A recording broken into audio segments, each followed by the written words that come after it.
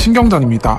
지난 4월 임은정 울산지검 부장검사가 전 현직 검찰 수뇌부를 직무유기 혐의로 경찰에 고발했던 사건에 대해 윤석열 검찰총장이 개인의 생각을 밝혀 화제가 되고 있습니다. 지난 대검찰청 국정감사에서 박주민 의원은 임은정 검사가 문제 제기했었던 사건, 사후 처리가 굉장히 이상했다. 다시 한번 감찰해볼 생각은 없는가라고 윤 총장에게 질의했고, 이에 윤 총장은 당시에는 대검과 법무부가 전부 중징계 사안까지는 아니다라고 판단을 해서 사표를 받고 내보냈고, 당시 의사결정을 했던 분들은 이미 조직을 떠난 분들이라 재감찰은 어렵다고 답했습니다. 또한 윤 총장은 거기에 관해서 직무유기 혐의로 고발을 하고 수사가 되는 걸로 알고 있다며, 직무유기가 그렇게 인정되기 쉽지 않은 범죄이기 때문에 여러 가지 법리라든가 증거를 판단해서 처리를 하고 있는 것으로 알고 있다며, 검찰이 해당 사건 압수수색 영장을 반려한 것에 대해 문제가 없다는 뜻을 전했습니다. 지난달 초 서울지방경찰청 지능범죄수사대는 임은정 검사의 고발건에 관한 부산지검 압수수색 영장을 신청했지만, 서울장시중앙지검에서는 공문서 위조가 경징계 사안이라 사표를 수리해도 직무유기가 안 된다는 이유를 들며 영장을 기각했습니다. 노컷뉴스에 따르면 이런 중앙지검의 답에 대해 경찰에서는 고소장 바꿔치기의 당사자 윤모 씨가 법원에서 유죄를 받았음에도 불구하고 검찰 수뇌부에서는 징계도 없이 사표를 수리했다며 이게 합당한 것인지에 대해 의문을 제기했습니다. 또한 경찰에서는 조국 전 법무부 장관 일가의 수사 과정을 예로 들며, 조국 일가 사건은 70여 차례의 압수수색을 실시한 검찰이 자기 식구 검찰 수사에는 단 한 번도 압수수색을 허용하지 않은 것은 형평성에 맞지 않다라는 뜻을 밝혔습니다. 경찰에서는 지난 2015년에 일어났던 고소장 바꿔치기 사건과 해당 검사 윤 씨를 감찰한 내용을 검찰에게 자료 요청하고 있습니다. 그러나 경찰이 받은 문서는 윤 씨의 면직 내용이 담긴 문서 한 장이 전부였습니다. 경찰은 계속해서 비옥조적인 모습을 보이는 검찰을 비난하며 조만간 다시 한번 압수수색 영장을 신청할 계획이라 말했는데요.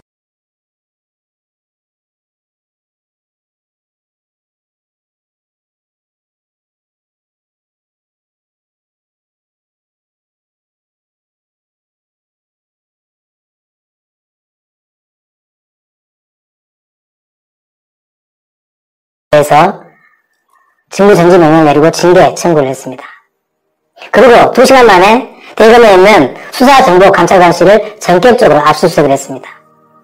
이것은 추미애 장관이 청구를 했다고 해서 그냥 되는 것이 아니라 법원에서 판단할 때 판사들에 대한 사찰 의혹이 신뢰성이 굉장히 높다. 그리고 추가로 수사가 필요하다.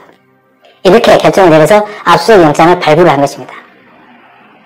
그 다음에 이때까지만 해도 국민들은 긴가민가 했습니다. 왜냐하면 국정을 비롯한 야당과 언론들, 그 다음에 검찰에서 워낙 조직적으로 저항을 하고 언론을 치고 흔들다 보니까 일부 국민들은 추미애 장관이 너무한 거 아니야? 너무 무리한 거 아니야? 무슨 뚜렷한 증거도 없는데, 이런 여론이 형성된 것도 사실입니다. 그래서 그 여론의 바람을 타고 윤석열 총장이 또 전격적으로 판사들에 대한 사찰 문건을 공개했습니다. 봐라! 이것이 판사들에 대한 사찰 문건이냐? 이것은 검찰의 정상적인 업무 범위였다. 이것은 일상 지금까지 우리가 해오던 일이었다. 이것이 무슨 사찰 문건이냐? 이렇게 공개를 했습니다. 남이 억울하다. 추미애 장관이 너무 좀 무리하게 많이 밀어붙이고 있다. 이렇게 억울함을 호소하면서 그 사찰 문건을 30여 명의 판사들에 대해서 조사 보고서를 기자들에게 배포했습니다. 공개했죠. 무슨 말이냐? 상대방 고문을 하면서 회심의 휩쓸 떨었습니다. 그런데 지금 생각지도 않은 거대한 역풍을 만났습니다. 그 볼이 상대방 골문으로 들어간 것이 아니라 바람을 타고 역풍을 맞아서 윤석열의 골문 안으로 들어와 버린 것입니다. 자살골이죠. 뼈도 박도 못한 자살골이 지금 터져버린 것입니다. 왜 그러는지 그 내용 바로 살펴보도록 하겠습니다. 다음에, 그래서 이제 추미애 장관이 윤석열 총장이 그 사찰 문건을 공개하니까 그 사찰 문건을 대변에 제시하면서 수사를 의뢰해버린 것입니다. 아니, 이제 수사정보정책과에서 압수수색에서 그 결과가 나오면은, 사찰 문건이 나오면 그걸 가지고 해야 될 텐데, 그 절차를 생략해버리고 윤석열이가 내가 이랬다, 나 이렇게 억울하다라고 사찰 문건을 공개했는데 이게 빼도 박도 못한 사찰이야. 그것이 사찰이야. 그래서 그 자료를 가지고 수사 의뢰를 해버린 것입니다. 그리고 윤석열 총장은 직무 배제가 억울하다, 직무 정지가 억울하다, 이렇게 해서 가처분 신청을 요청한 상태입니다. 여기까지 현재까지 진행 상태입니다. 자, 그러면은 두 번째로 수사정보정책관실에서 작성한 판사들에 대한 사찰 문건, 이것이 갖는 의미를 한번 살펴보도록 하겠습니다. 이것은 정말 경청 동지할 일입니다. 천일 공로할 일입니다. 바로 이런 것을 두고 우리는 무엇이라고 하냐면 국기문란이라고 하는 것입니다. 일반 판사들이, 일반 검사들이, 공판하는 검사들이 각 법원에서 자기 사건을 담당하고 있는 그 판사들에 대해서 저 사람이 어디 학교 나왔는지, 뭐 취미가 뭔지, 지금까지 판결 어떤 성향이 어떤지, 이런 것은 그냥 알아볼 수 있습니다, 개인적으로. 그것도 물론 문제가 되겠지만, 그것은 그럴 수 있다고 봐. 자기가 담당하는 사건에 대해서 재판부니까. 그런데 검찰에서 조직적으로 판사들이 뒷조사해서 세평을 수집하고, 가족관계를 파악하고, 판결 성향을 분석하고, 이걸 자료를 만들어서, 보고서를 만들어서, 윤석열 총장은 반부패 강력부에 전달했다는 거 아십니까? 전달했다는 거 아닙니까? 그 내용은 무엇이겠습니까? 수사 대상자가 됐다 이겁니다. 검찰청 내기에 보면은 수사정보, 정책관실은 수사 대상자, 수사를 해야 할 필요성이 있는 사람들, 그 사람들에 대해서만은 정보와 자료를 수집하고 분석해서 수사하는데 도움을 주도록 하는 그런 역할을 하는 것입니다. 그런데 판사들의 사찰 문구는 뭐냐면은 판사들을 장제적인 수사 대상자로 전부 봐버린 것이죠. 그렇게 해서 어떻게 하겠냐? 재판에 영향을 끼치겠다. 우리들 마음대로, 검찰청, 자기들 마음대로 재판 결과가 나오도록 하겠다. 판사들, 우리들이 컨트롤하는, 우리들이 버튼 누르면 누른 대로 움직이는 로봇들을 만들어버리겠다. 그렇지 않으면은 언론에 정보를 올려가지고 바보 만들어버리겠다. 이렇게 의도를 가지고 한 것이라고 누가 판단할 수 있지 않겠습니까? 여러분 한번 반대로 생각해 보십시오. 여러분이 판사라면, 여러분의 친구, 여러분의 이웃, 여러분의 가족 중에 누가 판사가 있다면은 검찰에서 그 사람에 대해서 이러한 자료를 만들었어. 그러면 어떻게 어떤 생각이 들 것 같아요? 끔찍하지 않겠습니까? 법과 양심에 따라 소시대로 판결할 수 있을 것 같습니까? 그렇게 하려면은 기자들에게, 기레기들에게 은근슬쩍 정보 뿌려가지고 언론에 나오는데 누구나 움츠러들죠. 위축됩니다. 자기 생각대로, 자기 소신대로, 법과 양심에 따라 판결을 내릴 수 없게 된다는 것입니다. 이걸 노리고 하는 짓거리 아닙니까, 이것이. 그 다음에 두 번째. 이 자료가 뭐냐면은 양승태 대법원장이 자기 사법부의 판사들에 대해서 이렇게 사찰을 해가지고 그 자료를 만든 건 아닙니까? 그리고 재판에 영향을 끼쳤습니다. 양승태 대법원장 그 죄로 1년 전에 기소돼가지고 지금 재판 중입니다. 근데 그 자료를 그대로 써놓은 거 아닙니까? 이것은 무슨 말이냐? 절도범을 잡았어. 그러니까 작물이 있어. 그 작물을 재판에 증거로 내고 사용해야 되는데 그 자기들이 그냥 사용해버린 것입니다. 마약, 또 다른 사례를 보면은 마약 사범을 잡았는데 자꾸 보니까 마약이 있는 것입니다. 그럼 그 마약을 법원에 증거로 제출하고 폐기해야 되는데 그 마약을 자기들이 사용해버려서 자기들의 마약쟁이가 돼버린 것입니다. 이것과 똑같은 상황인 것이거든요. 검찰에서, 정부의 공공기관에서, 법칙을 세워야 할 검찰에서 도저히 있을 수 없는 일입니다. 너무나 충격적인 일이죠. 그 세 편의 사례들이 그렇습니다. 뭐 우리법 연구회 출신이나 합리적인 편이다. 그 우리법 연구회 출신 판사들은 전부 합리적이지 않다. 이런 말이거든요. 말도 안 되는 이런 사찰 자료입니다. 또 중앙이 뚜렷하기보다는 이론이나 주변 환경에 영향을 많이 받는다. 어떤 판사에 대해서 이렇게도 세 편을 또 적어놨습니다. 또 피고인 무리하거나 비상식적인 주장을 모두 받아들이는 그런 경향이 있다.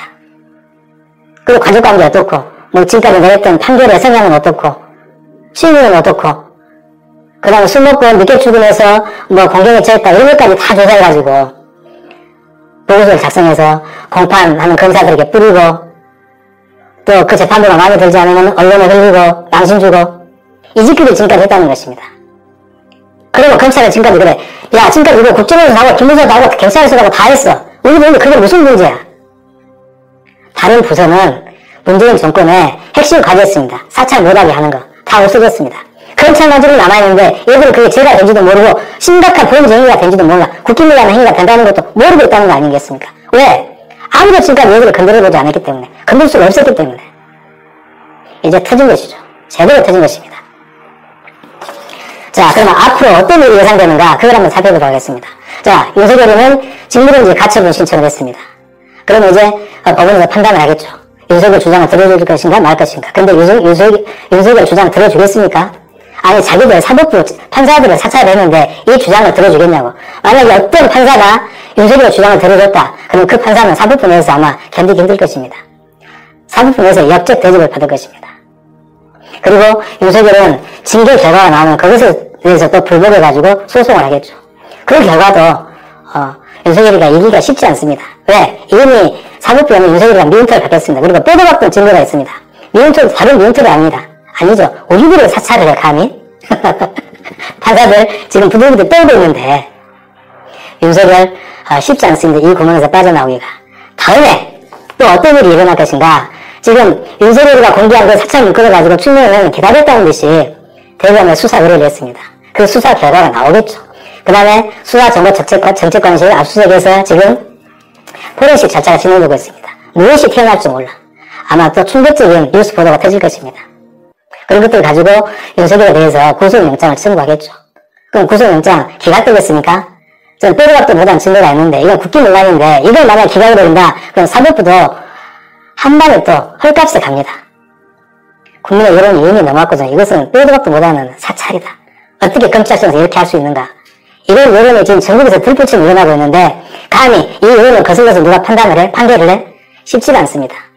또 다른 예상되는 사항이 뭐냐면은 지금 서울중앙지검과 남부지검에서는 윤석열 가족과 측근과 관련된 의혹들이 전부 수사 중입니다. 윤석열과 직무정지가 되고 나서 훨씬 더 가속도가 붙은 상태입니다. 지금. 윤석열 측 김건희 코로나 컨텐츠 불법 협찬금 의혹, 도이치모터스 주가조작 의혹, 그 다음에 윤석열 측근 윤대진 형, 수사 무마, 뇌물 사건, 그런 거 압수수색, 기각 의혹 수사 중입니다. 그 다음에 라인 사건 무마 의혹도 수사 중입니다. 또 여기에다가 추미애 장관이 추가적으로 윤석열이 어떤 직권 남용을 했는지 다른 비리에 대해서도 조사하라고 지금 감찰 명령을 내려놓은 상태입니다. 윤석열에게는 너무 많은 지뢰들이 지금 깔려있어. 어떻게 윤석열을 이렇게 피해갈 수 있겠는가. 이제 다음 주가 되면 하루가 멀다 이런 수사 결과들이 언론을 통해서 보도가 될 것입니다. 갈수록 빼박입니다. 그런데 지금 언론에서는 추미애 장관의 이런 개혁 추진에 대해서 사상 최초다. 지금까지 이런 예가 없었다. 이렇게 검찰총장을 궁지에 몰아넣은 경우가 없었다. 무리하다. 추미애 장관이 직권남용이다. 이렇게 언론들이 지금 실드를 치고 있는데 사상 최초가 아니죠. 지금까지 검찰총장이 문제가 있어가지고 징계라든가 감찰을 법무부 장관을 통해서 내려오면은 즉시 그만뒀습니다. 쿨하게 다 검찰청을 떠났습니다. 윤석열만 지금까지 버티고 있는 것입니다. 들리는 말에 의하면은 조국 전 장관으로 법무부 장관으로 임명되기 며칠 전에 윤석열 총장이 민정수석실에 전화를 했다고 합니다. 조국 장관을 내 뜻에 거슬려서 임명을 하면은 내가 검찰총장을 그만두겠다. 그러니까 문재인 대통령이 경로를 했다는 거 아닙니까? 감히 대통령 인사권을 침해, 지가 그만두겠다고 해? 사표를 받아라! 이렇게 했다는 건 아니겠습니까? 근데 윤석열이가 사표를 안 냈어. 자기가 한 말도 실행을 안 했어. 좀 구질구질하죠? 뒤가 좀 깁니다. 뒤가 길어. 근데 지금도 마찬가지야. 제 친구가 그러더라고요. 윤석열 총장 쿨한 줄 알았는데 왜 이렇게 지저분한지 모르겠다. 뒤가 구질구질하다. 이런 이야기를 하던데 저도 그렇게 생각합니다. 왜가 이렇게 군대가 많아서 물러나기 싫어하는 건지 덕분에 검찰에게 명분도 생기고 좋습니다. 다음에 기레기들이 지금 어떻게 검찰 편을 들어가지고 여론을 호도하고 조작질을 하는지 그걸 한번 살펴보도록 하겠습니다. 지금 판사들이 사찰당했다. 이것이 공개가 되면서 판사들은 지금 부들부들 떨고 있습니다. 분노에. 그리고 분노에 부들부들 떨고 있을 뿐만 아니라 부들부들 끓고 있습니다. 그러면은 상식을 가진 기자들이라면은 그런 판사들의 분노가 어느 정도인지 이게 어떻게 문제가 되고 이 사회 파장을 일으키는지 이게 사회, 정치, 경제적으로 또 국가를 운영하는 측면에서 어떻게 얼마나 커다란 국기문란 행위인지 이걸 취재해야 될 거 아닙니까? 근데 이걸 취재를 하지 않아. 기레기들은 지금 뭐 하고 있냐? 여기저기서 평론자들이 조직적으로 저항을 일으키고 있다. 뭐 검사장들도 입장문을 냈다. 하나 없이 지금 검찰개혁을 방해하기 위해서 실드를 치고 있습니다. 똑같습니다. 한 편입니다. 기레기들이나 검사들이나 전부 똑같은 한 편이라 이겁니다. 국진이나. 전부 검찰개혁, 저항 세력들이다 이겁니다. 그리고 고검장 17명이 윤석열의 직무정지에 대해서 반대하는 입장문을 발표했습니다. 여기에 3명이 불참을 했는데 서울중앙지검장, 남부지검장, 동부지검장 서울에 있는 핵심 고검장 3명은 여기에 대해서 사인을 하지 않았습니다. 왜 사인을 하지 않았을까요?